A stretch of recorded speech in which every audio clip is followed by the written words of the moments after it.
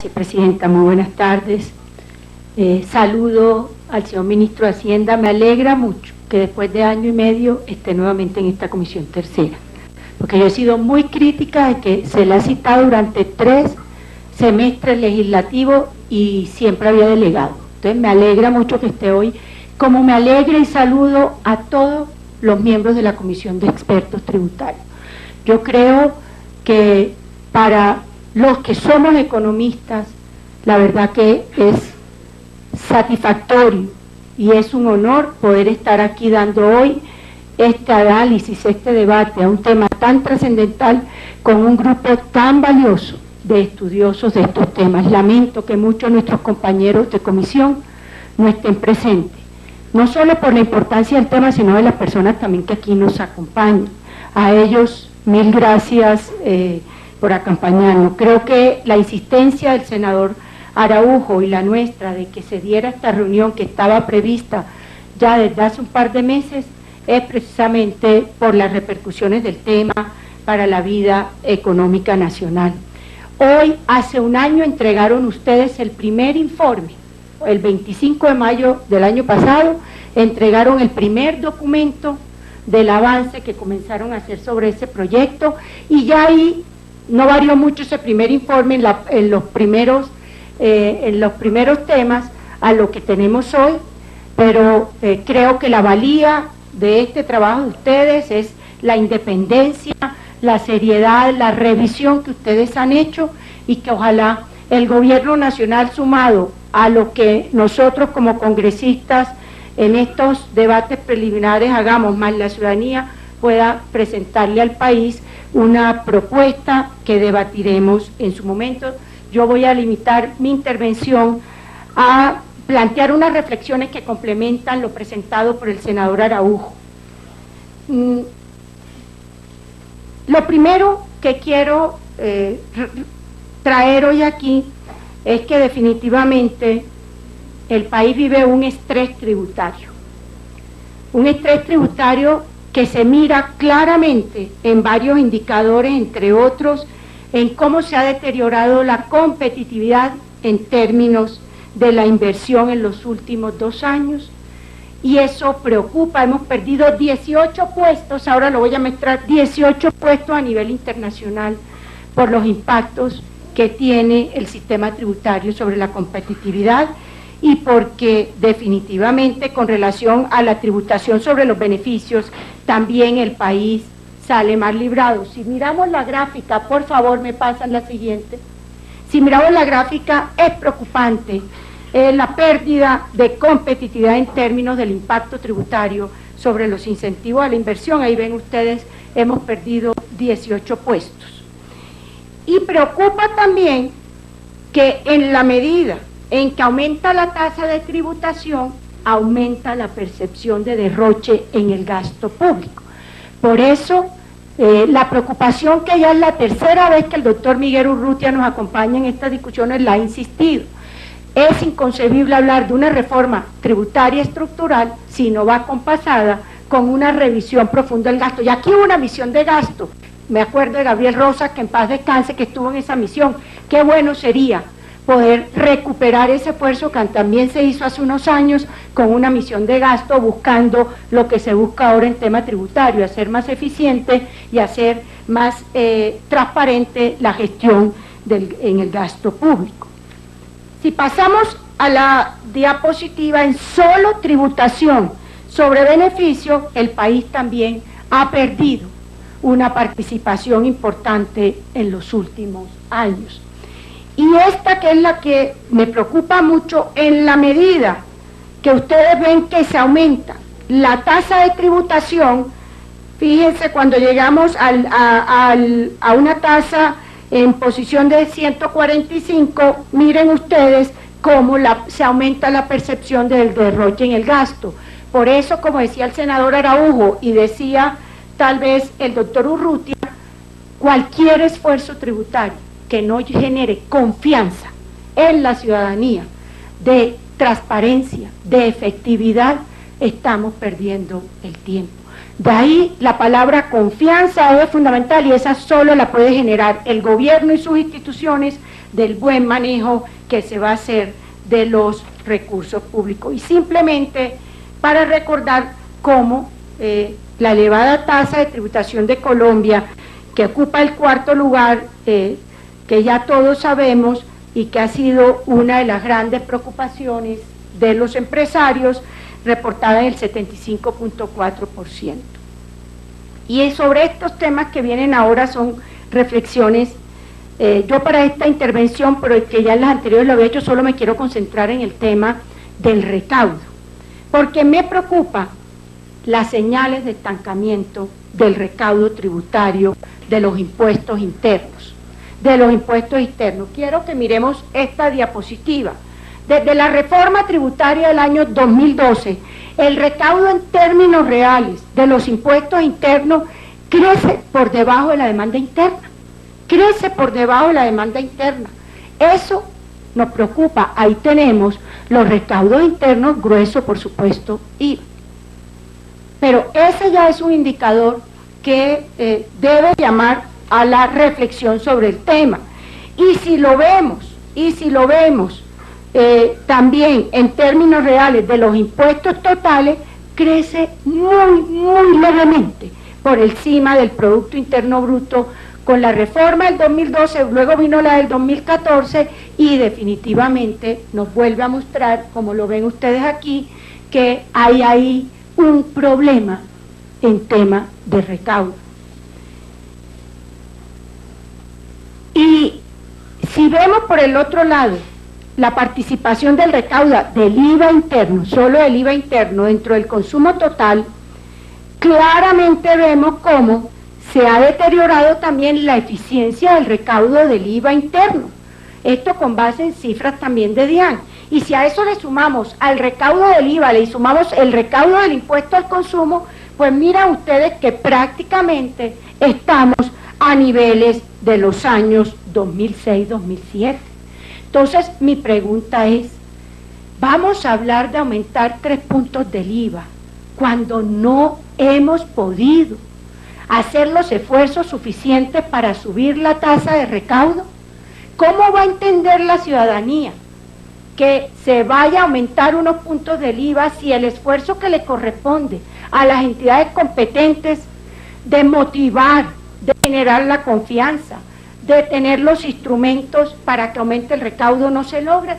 Por eso mi reflexión hoy es sobre el tema del recaudo, porque yo sí creo que hablar de aumento del IVA, si no hay una clara propuesta de cómo mejorar el recaudo, no tiene sentido para la ciudadanía.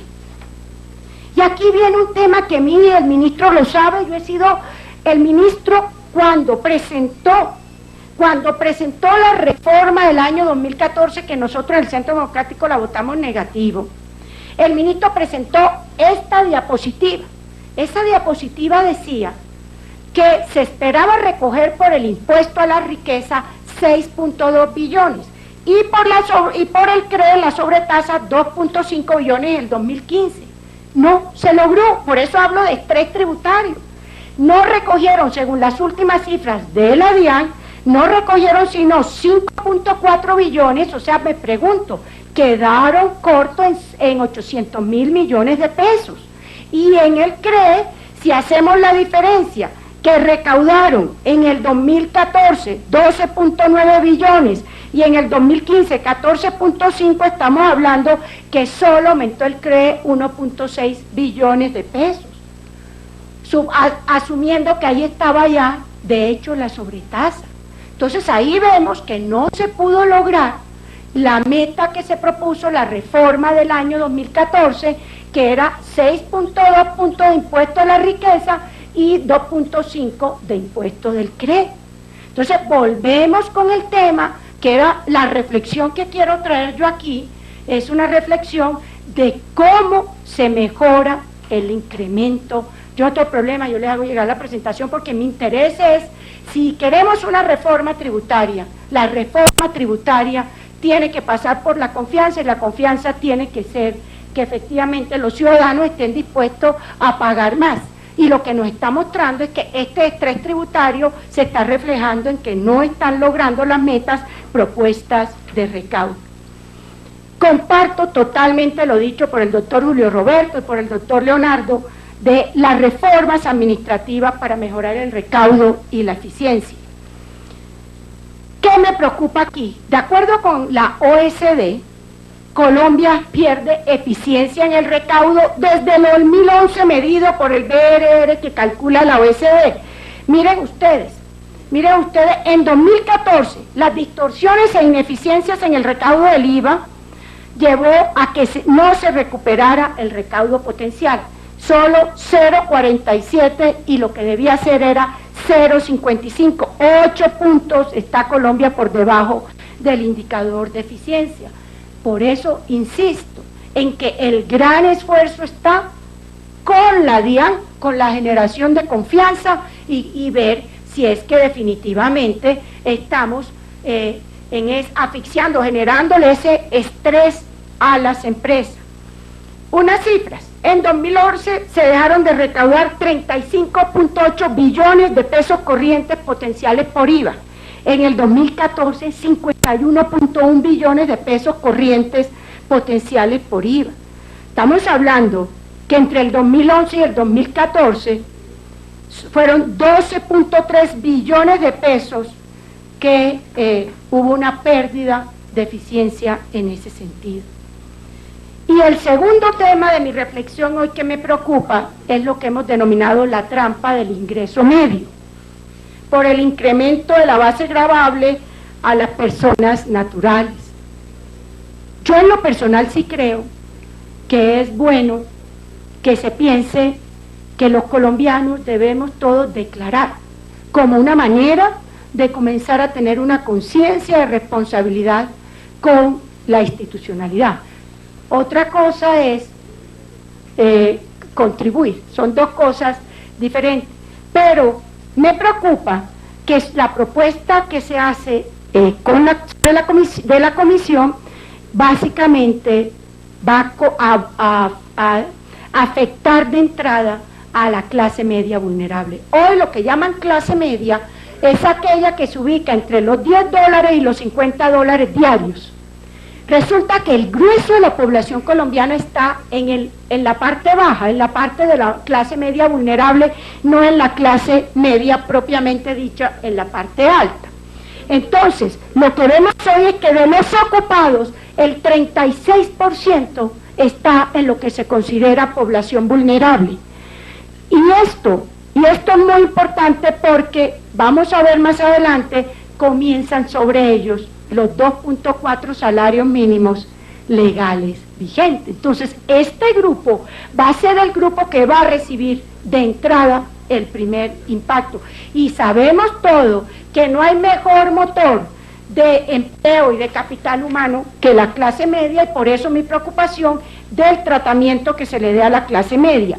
Si pasamos esta diapositiva, el 13.8% de las personas de clase media reciben entre 2 y 4 salarios mínimos legales mensuales vigentes, entrarían a tributar.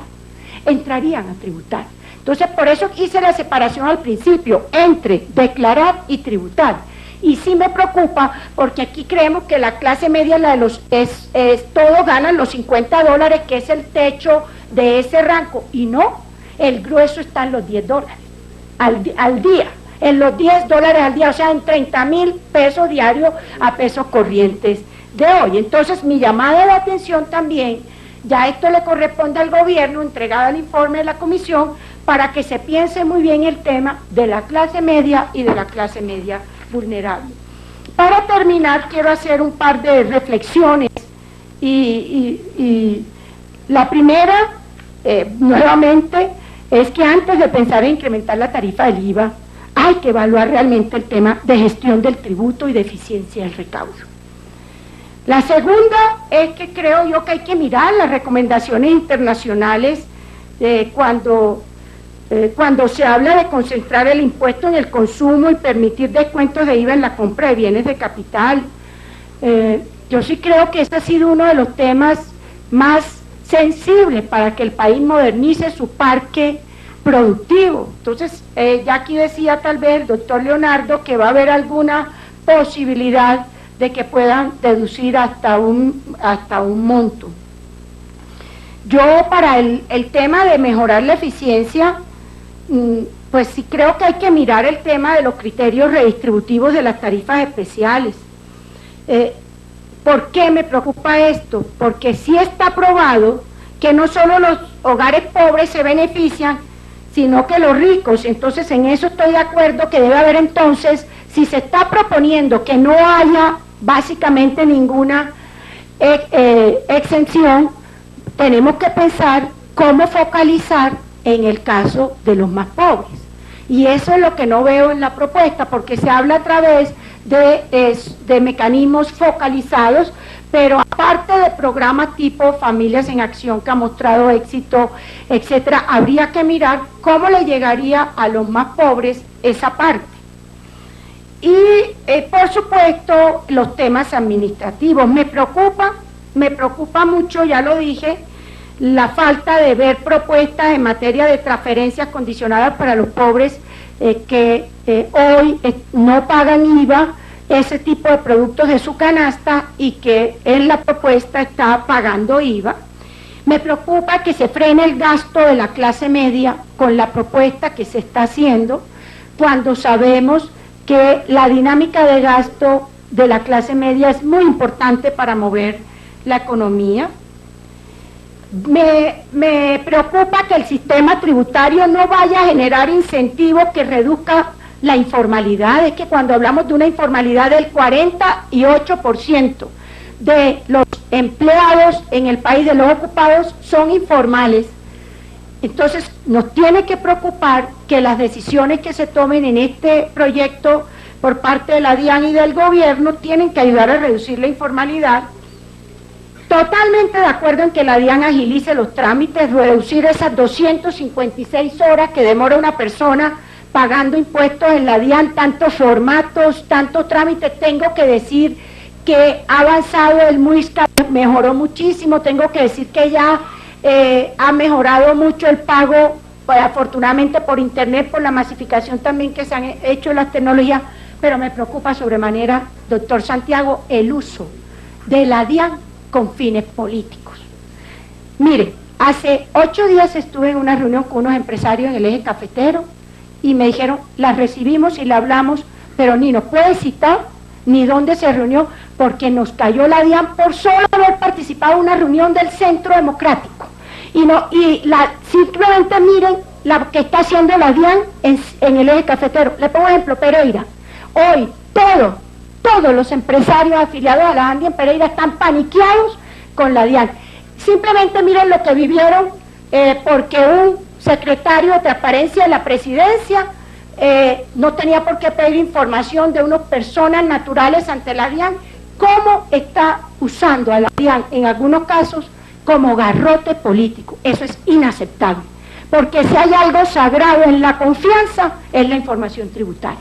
Entonces yo por eso le digo, estoy totalmente de acuerdo que se fortalezca, que se modernice, pero la DIAN no puede ser, hoy son ustedes, mañana puede ser cualquier otra